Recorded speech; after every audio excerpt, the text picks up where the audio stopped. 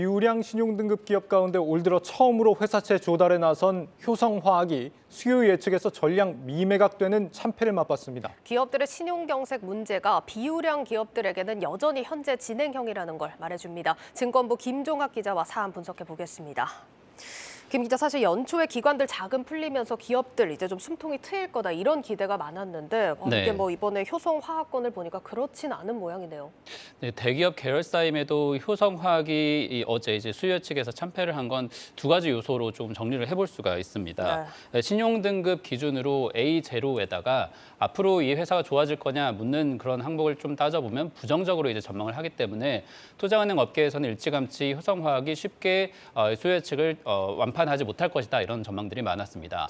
등급평가기관인 한국신용평가는 효성화학이 영업 환경 악화로 인해서 수익이 둔화되고 수요 위축을 겪을 것으로 보고서 부정적인 전망 이렇게 내놨는데 분기 적자가 지속되는 이런 상황에서 기업의 재무 부담을 감수하면서까지 투자할 기관을 찾지 못한 것으로 볼 수 있습니다.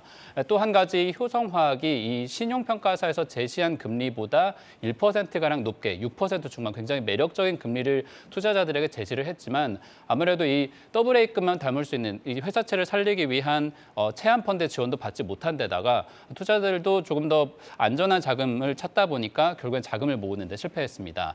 반면에 같은 날 AA 플러스 우량 등급인 LG화학은 회사채 4천억 원에 3조 8천억 원의 자금을 모았는데 발행 금리를 오히려 0.5% 낮출 정도로 상당히 인기를 끈 것으로 알려졌습니다.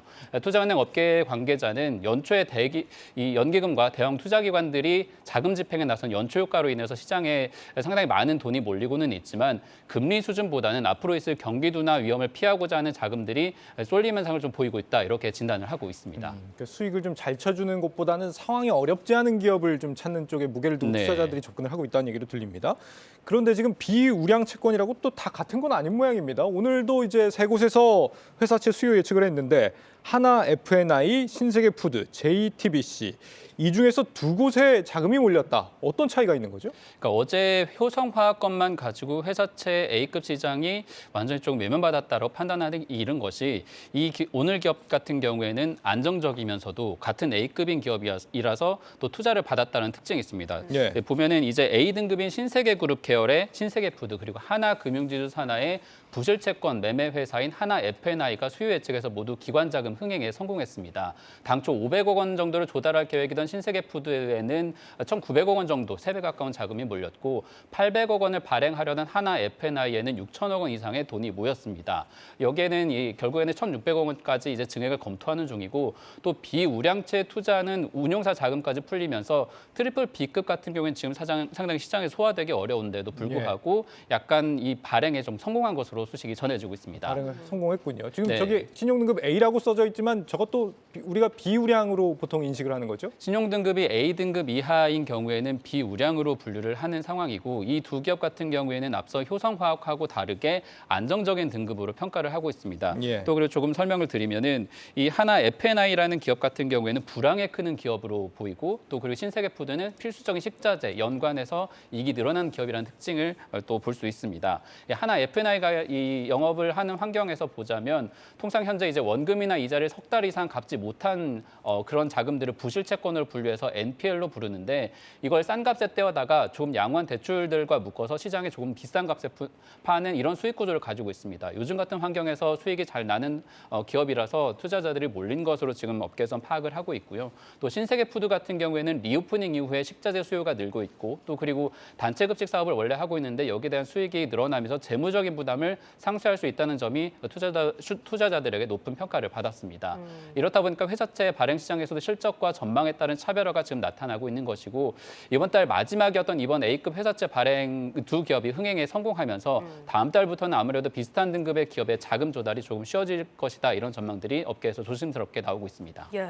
그런데 뭐 이렇게 같은 등급 채권도 흐름이 이렇게까지 다르다 보니까 사실 투자자들이 신용 등급 낮은 회사채를 볼 때 일일이 선별해야 된다 이렇게 좀 해석이 될 수 있을 것 같거든요. 그러면 일반 투자자가 장외에서 아직 비율 비우량 채권까지 투자하기에는 좀 시기가 이르다 이렇게 봐야 될까요? 네, 사실 개인 투자자들이 채권을 사는 채린이들이 많이 늘어난 시기라고는 보여지지만 네. 사실은 일일이 선별할 만한 능력을 갖추지는 못했기 때문에 조금은 지금 조심스럽다라고 볼 수 있겠습니다. 증권사들은 잔존만기가 1년 안팎인 채권을 떼어다가 개인들에게 고금리에 파는 특판 상품을 작년부터 팔아왔고 올해도 조 단위 정도의 수요를 지금 흡수한 상황인데요. 어디까지나 우량한 등급에 한정된 상황으로 지금 파악이 되고 있습니다. 어제 리포트로 잠깐 전해드렸던 삼성증권의 연 5% 후반 A급 이 특판 같은 경우에도 현대 BNG 스테일 여기 같은 현대차그룹 계열인데도 판매가 아예 저조해서 SK 렌터카로 변경하고서 일부 자금을 끌어들인 것으로 파악이 됐습니다. 비우량채에도 개인들 자금이 모이고는 있지만 소화되는 속도가 느리다 이렇게 좀 볼 수 있는 것이고요. 그리고 이런 흐름은 이런 흐름이 여러 가지 이 자금이 모이면서 지금 우리나라뿐만 아니라 미국이나 유럽 같은 경우에도 더블 B 이하 상당히 정크 본드로 불리는 보통 소화되기 어려운 자금들이 조심스럽게 이제부터 지금 자금 유입되는 상황이라서 시장이 완연하게 풀렸다라고 판단하기에는 좀 이르다라고 볼 수 있겠습니다. 그러나 이 글로벌 자산운용사 채권 매니저들의 얘기를 좀 들어보면 미국 연방준비제도의 금리 인상이 지금 남아있는 상태인데다가 아직 연초 이후 2주, 3주 정도 기간이 지난 상태이기 때문에 시장이 확연하게 돌아섰다라고 판단하기에는 너무 이르다 이렇게 지금 조심스럽게 진단을 하고 있습니다. 시장 예상대로 경기 침체가 온다라고 한다면 주로 이런 비우량 회사채 발행하는 기업들부터 고꾸라지기 때문이겠죠. 네. 그렇다면 아직 투자를 미루고 있는 경우다라고 한다면은 어떤 시점에 어떤 변수를 좀 감안해서 투자를 해야 됩니까? 지금 채권 금리가 우하향하면서 상당히 우량한 등급이라면 어느 때고 들어가도 사실 손해는 보지 않는 상황입니다. 다만 네. 이제 장기채를 묻어두고 투자하려고 하는 분들 같은 경우에는 너무 금리가 또 가파르게 떨어졌기 때문에 조심해야 되는 시점이다라는 게 업계의 예상인데요.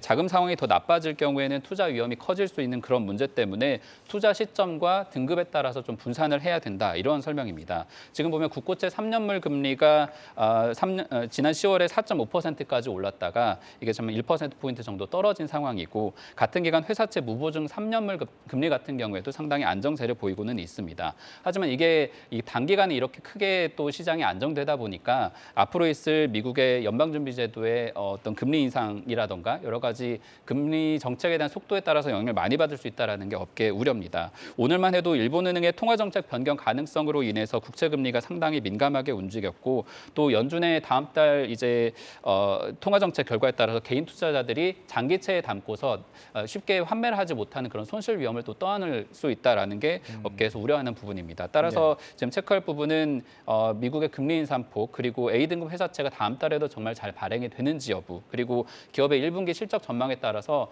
이게 어느 정도는 채권 시장이 안정되는 지표로 확인을 할 수 있기 때문에 이 부분들을 지켜보는 게 필수적이다 업계에서 조언을 하고 있습니다. 연초 효과로 채권 시장의 자금 유입과 또 여러 가지 기대감이 커지고는 있지만 이 시장의 온기를 확신하려면 조금 한 달 정도는 더 시장을 두고 지켜봐야 할 것으로 보입니다. 네, 증권부 김종학 기자와 심층 분석했습니다.